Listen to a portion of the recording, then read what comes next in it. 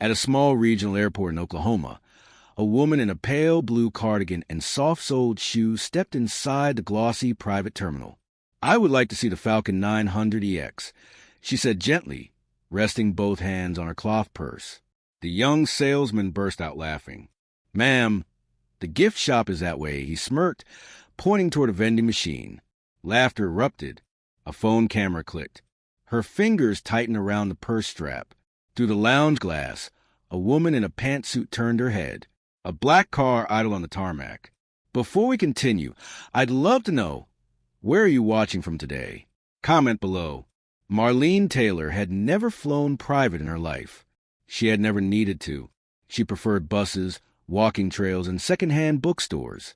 At 67, she still carried her cloth purse from a trip she took with her husband in 1989. The corners were frayed now, and the zipper stuck halfway, but she kept it close, like a quiet promise she never wanted to break. She lived alone in a small brick house outside Tulsa. It was the same house she and Henry had shared for over 40 years. The yard was modest, the flower beds neat. She still watered the roses every morning, humming low hymns that only the wind could hear. Marlene had taught high school English for most of her life. She read Steinbeck like scripture and had a way of listening that made even the loudest students speak softer. After Henry passed last winter, she retired quietly. No party, no speech, just a cake in the break room, and a card with 12 signatures. Henry had been something else entirely, an aviation consultant with a strange love for spreadsheets and sky routes. He traveled often, but never without sending her postcards, even from the most forgettable places. On Sundays, he would take her to small regional airports just to watch planes take off. He always said, "One day, Marlene, we will fly somewhere quiet, just you and me." After his death, Marlene discovered a folder in his study. It was tucked behind a stack of aviation journals, labeled simply, "For her." Inside was a portfolio tied to a trust account she never knew existed, and a pre-approval note for a private jet, signed 2 weeks before his final hospital stay. She did not understand the numbers, but she understood the heart behind them. Marlene spent 3 months attending financial meetings in quiet rooms. She never wore makeup. She never changed her shoes. But her eyes never blinked when a man used a word like liquidity. They blinked only once when one advisor asked, "Do you want to use this money?" She looked down at her purse and whispered, "He wanted me to fly." And so she came to the private terminal on a Thursday afternoon, just as Henry once did. Her fingers trembled when she stepped inside, not from fear, but from reverence, like entering a church. She had rehearsed the sentence. She had written on a yellow notepad and practiced it while feeding the birds. "I would like to see the Falcon 900EX, please." She did not expect applause, but she did not expect laughter either. Marlene believed that kindness was like tea. It should always be served warm, even if no one asked for it. As she stood inside that marble-floored lounge, surrounded by polished shoes and knowing glances, she felt something unfamiliar rise in her chest. Not shame, not anger, just a quiet ache. The kind that comes when you know someone you love is watching and you want to make them proud. You said, the moment Marlene stepped toward the reception desk, the air seemed to shift. It was not loud, not cruel, just the kind of quiet that lets everyone know someone does not belong. She approached the first young man she saw. Tan suit, hair too perfect, smile too sharp. "Excuse me," she said gently. "I would like to inquire about the Falcon 900EX. He blinked once, then laughed. "Oh, ma'am," he said, leaning on the counter like she was a schoolchild. "That is not a tour plane. Those start around $25 million. Marlene nodded once. "I understand." Another man in a tight shirt turned from his computer and said, "Wait, she asked about the Falcon?" The first one grinned. Maybe she wants to buy it for her grandson's toy collection. Someone behind them chuckled. A woman near the vending machine paused mid-sip of her coffee. A man scrolling his phone raised it subtly, starting to record. Marlene stood still. Her shoes, practical beige flats, made no sound on the polished floor. She reached inside her cloth purse and touched the folder, the one with Henry's handwriting and the papers she barely understood. "I would still like to see it," she said. Another assistant, no older than 22, strolled over with a smirk and held out a small bottle of water. Here you go, Grandma. Long day, more laughter. The air thickened. Marlene accepted the bottle with both hands, unsure what to say. Behind her, the TV screen in the lounge flickered with a commercial for jet leasing, luxury that sees beyond the surface. Ironic, she thought. She turned back to the counter, but the men had already moved on, shaking their heads, still grinning. A woman behind her whispered. She must be confused. Probably someone's housekeeper dropped off at the wrong terminal.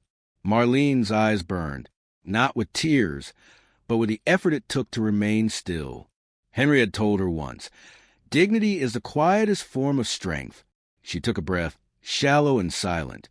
There was one man at the far end of the counter who had not spoken. He had dark eyes and a name tag that read Tyler. His tie was crooked, and he looked like he had been working since dawn. Marlene walked him, her step steady.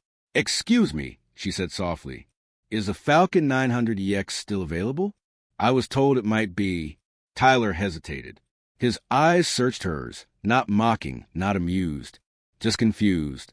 He nodded slowly. "I believe it is. Ma'am, would you like me to—" Before he could finish, the original salesman cut in again. "Tyler, bro, relax. She is obviously lost." Then louder to the room. "Someone get the poor lady a map. She thinks she is in a showroom." The laughter this time was sharp, the kind that leaves little cuts you cannot see. Marlene did not move. She looked straight ahead, hands folded over her purse. She thought of Henry. She thought of his handwriting. And then, quietly, she turned to leave. But someone was watching. Not one of the laughing men. Not a fellow traveler. Someone across the glass, inside the executive lounge, had not taken her eyes off her since she walked in. Have you ever felt judged just by how you look? Share in the comments below. Marlene stood near the glass doors, ready to step back into the Oklahoma sun. Her fingers lingered on the strap of her purse, still looped tight across her shoulder like a seatbelt she had never unclasped. She took one last look at the Falcon poster on the wall, the same jet Henry had once pointed to in a magazine, saying, "If I ever had the chance, that is the one I would fly you in." Behind her, the lobby noise grew softer. She thought maybe they had finally stopped laughing. Then she heard her name. "Ma'am?" It was a quiet employee, Tyler, walking toward her with careful steps. "If you are truly interested," he said gently, "I can check with the sales manager. We usually work by appointment," but he trailed off, unsure how to finish. Marlene nodded once. "Thank you. That would be kind." Tyler disappeared through a hallway door. She waited near the brochure stand, eyes scanning the photos, jets, luxury interiors, destinations she had only read about in books. From behind, the loud salesman reappeared, this time with two others beside him, all holding coffee cups. "Still here?" he said with a grin. "I hope someone explained. These things are not for sightseeing." Marlene opened her purse, reached for the folder. The paper caught slightly on the zipper. Before she could pull it free, the salesman turned to his co-workers and said, "Maybe she is looking for the lost and found, or a souvenir." The woman at the vending machine laughed into her sleeve. Marlene let the folder stay tucked inside. She felt something settle in her chest, not defeat, but restraint. She stepped aside to let them pass. And that is when the recording began again. The assistant with the phone, the same one who had snapped the earlier photo, stood casually by the counter, thumb hovering over his screen. The camera was angled up, just enough to catch her full figure, the cardigan, the flats, the age in her posture. "This will blow up," he whispered to a co-worker. Hashtag private jet grandma. Marlene turned away. Outside, a wind had picked up. Dust curled near the wheels of a silver car parked along the fence. In the distance, a plane engine roared to life. She was about to step outside when she heard a new voice. "Is there a reason you are recording this woman?" The room fell still. The voice was clear, low, and unmistakably in charge. The assistant fumbled with his phone, lowering it clumsily. "Sorry, I was just—" The woman stepped through the doors from the lounge. Black slacks, tailor jacket, ID badge clipped to her lapel. Camille Ramirez, acquisitions lead, Indigo Jet Leasing. She walked past the counter, past the men now frozen in awkward silence, and stopped directly in front of Marlene. She bent slightly and held out a thin navy folder. "You dropped this," she said. Marlene stared. It was the exact folder, the one from Henry's study, with the papers she barely understood. "Thank you," Marlene whispered. Camille looked her in the eyes. There was no judgment there, only quiet respect. Then she turned to the room, expression unreadable. "Would someone like to explain what has happened here?" Nobody moved. Phones disappeared. Laughter stopped. And for the first time since she entered, Marlene felt something shift, not just in the room, but inside her. She straightened her spine. She pressed the folder gently to her chest. And she waited. Camille stood beside Marlene like a shadow that had chosen protect instead of follow. Her voice was calm, but it carried through the entire terminal. "I will need to speak to the manager," she said, not asking, declaring. A man in a navy jacket appeared from the hallway almost instantly. His face changed the moment he saw Camille. He straightened, smiled with the careful tension of someone who recognized power. "Ms. Ramirez, welcome. We were not expecting." She cut him off with a small tilt of her head. "This woman," Camille said, gesturing toward Marlene, "came here in good faith. She was mocked, filmed, dismissed." The manager looked at Marlene, then at his staff, eyes darting like a man realizing too late the room had been rearranged. I am sure there was a misunderstanding," he began. Camille opened the Navy folder slowly, revealing the pre-approval document with an embossed seal and a bank officer's signature. "This file authorizes a trust purchase of the Falcon 900EX, pending inspection. It is signed by Harold Taylor. You may recognize the name." The room froze again. Harold Taylor had been a consultant for nearly every major jet route from Dallas to Denver. He was quiet, brilliant, and known in aviation circles for his precision and ethics. "That is his widow," Camille said. The loud salesman stepped back, face pale. The assistant with the phone muttered, I did not know." Camille's eyes did not move from a manager. "You will remove the recording from every device and system. You will also remove Mr. Carson." She nodded toward the mocking salesman, "from client-facing roles until further notice. Do I make myself clear?" The manager nodded, so fast it looked like his head might fall off. "Yes, ma'am." Immediately, Marlene stood still, her eyes wide, not from fear, but from the sudden weight of being seen. Camille turned to her, voice softening. "Mrs. Taylor, would you allow me to personally show you the Falcon? I believe your husband requested special cabin specifications. It would be my honor to walk you through them." Marlene blinked. "You knew my husband?" Camille smiled gently. "Not well, but I knew his work. My team uses 2 of the routes he designed, the ones that save fuel, the ones that do not cut corners." Marlene nodded slowly. "Henry always said that a straight path costs more, but it tells the truth." Camille held out her hand. "Shall we?" As they walked together toward the hangar, people moved aside without being told. Even the travelers in the lounge, the ones who had giggled earlier, watched silently now, their eyes lowered. Outside, the sun hit the jet's silver body like it had been waiting to shine. The Falcon stood quiet and still, its steps folded neatly, its cabin dark with tinted glass. Camille led Marlene up the ramp. Inside, soft leather seats curved around polished tables. A small vase of white flowers sat in the corner. Someone's detail, maybe for a richer client. But today it was hers. Marlene walked to the front, near the pilot's chair, and ran her hand along the frame. "He always said we would fly," she whispered. "Just us." Behind her, Camille stepped back, letting her have the moment. The staff who had laughed now watched through the hangar glass. Their reflections caught against the windows. Not one of them smiled. They knew now. And Marlene, quiet, simple Marlene, said nothing. She only looked out the jet's round window and closed her eyes. What would you do if you saw someone treated this way in public? Tell me in the comments below. The next morning, the staff lounge was silent. No music played. No one laughed. A memo had gone out before sunrise. Effective immediately. Mr. Carson is relieved of public client duties. Further reviews pending. Tyler, the quiet employee, had been asked to stay after his shift. The manager shook his hand and said, "Thank you for your professionalism yesterday. We failed her. You did not." Back in the showroom, Camille stood beside Marlene once more. The sale was not rushed. There was no champagne, no flashy handshakes. Instead, Camille placed a single sheet on the table. Marlene read it slowly, lips moving as she traced every line with her finger. She had asked for the paperwork to be written in plain terms. No legal fog. At the bottom, her signature curved carefully across the line. Marlene Jean Taylor, Trustee, HD Aviation Legacy Fund. Outside the glass walls, the Falcon 900 EX gleamed beneath the rising sun. Before they left the terminal, Camille asked gently, "Would you like a photo?"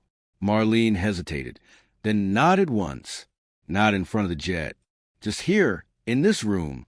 She stood near the counter, the very one where she had first been mocked. Her cloth purse still hung from her shoulder, and the same cardigan wrapped her arms. But this time, the photo was hers. No flash, no filter, just dignity. Later that afternoon, a digital notice was sent to every employee in the building. The subject line read, "What dignity looks like." Beneath it was a photo of Marlene, standing alone, eyes soft but unshaken.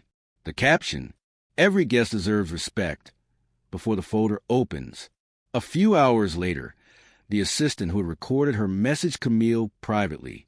"I deleted the video. I was wrong. I know that now." Camille responded only with a photo of Marlene and 3 words. She remembers everything. The story spread quietly, not through news, not through viral clips, but in the voices of those who had watched her, who had laughed, and now felt the silence of shame. By evening, 3 employees had written handwritten apology notes. One was from Mr. Carson himself. He wrote, "I thought I understood wealth. I thought I understood who deserved to walk through these doors. But I only saw the outside. What I missed was the weight she carried. I hope someday she will forgive me. But even if she does not, I will remember that day for the rest of my life." Camille forwarded the letter to Marlene with a note. "Up to you, if you want to read it." Marlene did. She folded it neatly and placed it beside Henry's trust document, both tucked inside her cloth purse. Before leaving, she returned once more to the hangar. A flight technician offered to take her inside again, but she shook her head. No need. She stood at a distance, hands in front of her, just watching the jet. Behind her, a new client walked past, eyes lingering on her for a moment. "Are you the woman from the story?" Marlene gave a small smile. "No, dear. I am just someone who believes in finishing what was started." She turned slowly, her steps unhurried, and as she walked back to the parking lot, past the glass, past the stairs, past the place where she had once been laughed at, not a single person dared to speak. They all stood still, because grace, once it has been seen, cannot be unseen. 3 weeks later, the Falcon 900 EX lifted into the sky, but not with Marlene inside. Instead, its interior had been quietly reconfigured. Stretchers along the cabin wall, oxygen tanks installed near reclining chairs, soft lighting place to ease anxiety. It now bore a different name, painted in small silver letters just below the cockpit window, the Harold J. Taylor. Marlene had donated the entire aircraft, anonymously at first, to a nonprofit that transported veterans to medical care across the country. When the organization reached out to thank her, she simply asked, "Would you mind sending me their stories? I would like to remember them." She returned to her modest home in Tulsa. The roses bloomed wild that spring, fuller than they had in years. She added a second feeder to the back porch for the cardinals. And every morning, just after tea, she sat at her kitchen table with a new letter in her lap, a story from someone the jet had carried. One veteran wrote, "I never thought I would ride in something so beautiful. I felt like someone remembered me." Marlene folded each letter and placed it in a wooden box she labeled Flight Log. No reporters ever showed up. She gave no interviews. Her neighbors still saw her as the quiet widow who liked crossword puzzles and baked the best lemon squares at church. But in the aviation community, word spread in its own quiet way. At small air shows, pilots began mentioning the name Harold Taylor again, not just for his route maps, but for the wife who honored him better than any plaque could. At the airport, things had changed. Tyler had been promoted to client relations lead. His first initiative? A front desk policy called the Marlene Standard, a small sign that read, "Ask first, listen always, never assume." Camille returned to her offices in Dallas, but kept a framed copy of Marlene's signed purchase form on her wall. Not because of the sale, but because of the signature, steady, elegant, deliberate. The young assistant who filmed her left the company a month later. Before he did, he sent one final message. He wrote, "I was raised better. I forgot myself. I think about her face every time I speak now." Marlene never replied, but she kept the letter. She kept all of them. In her cloth purse, the same one from 1989, there was a new pocket stitched inside by hand. She used it to carry one thing only, a folded photo from the hangar, showing her with her hand on the jet, eyes half closed. Sometimes at the grocery store, someone would glance her way a little longer than normal. Sometimes they asked, "Were you the woman from the airport?" Marlene would smile gently, never confirm, never deny. "I was just there to remember someone," she would say, and then she would move on, because her story was not about a jet. It was not even about money. It was about something deeper. The kind of dignity that does not shout or demand or break. The kind that stands quietly in a room full of laughter, holds its ground, and waits for the wind to change. And when it does, it leaves behind not noise but stillness. The kind of stillness people never forget.